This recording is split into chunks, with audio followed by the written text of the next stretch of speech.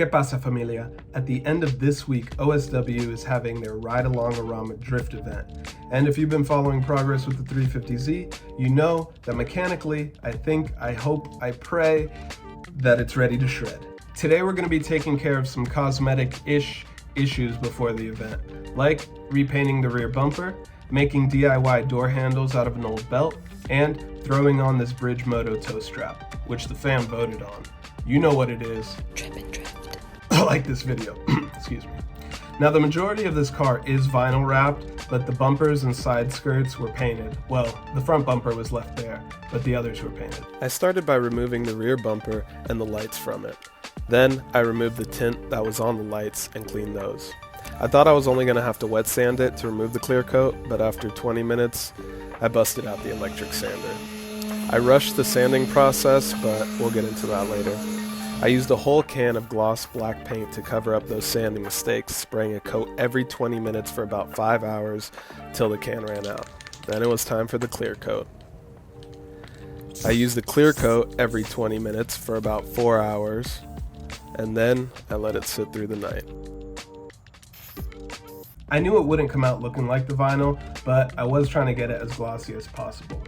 Now, since I don't have interior door handles, and I might possibly take passengers during the event this weekend, I thought it might be smart to put some in. So, in between paint, I took an old belt that I had and cut the buckles off. I then laid it out and measured it so I could cut it up into a couple of equal pieces. To clean it up, I rounded off the edges and burnt them to prevent unraveling. I heated up a screwdriver that I would poke a hole where the bolt would go.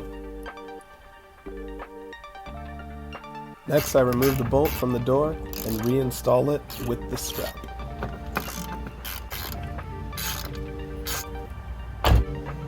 The bumper was dry the next day, so it was time to throw it on the back of the car.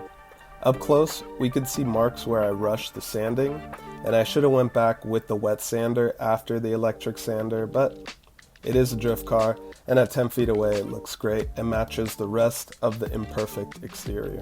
In case I break down or, God forbid, hit the wall again, I bought this Bridge Moto toe strap at their booth last time I was at Clutch Kickers.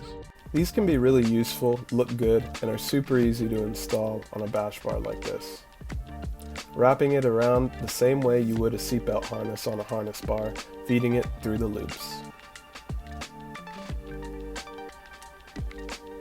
I really like the look of a hole in the front bumper to feed it through, but for obvious reasons, I've been very hesitant to take an angle grinder or Sawzall to it. So I asked you guys on Instagram what I should do, and the votes are in. 174 of you voted. The people have spoken. 66 said no, don't cut the bumper, and 108 said cut its freaking head off. So I guess that means in the near future, we're gonna have to cut that bumper up. Subscribe so you don't miss out. Later.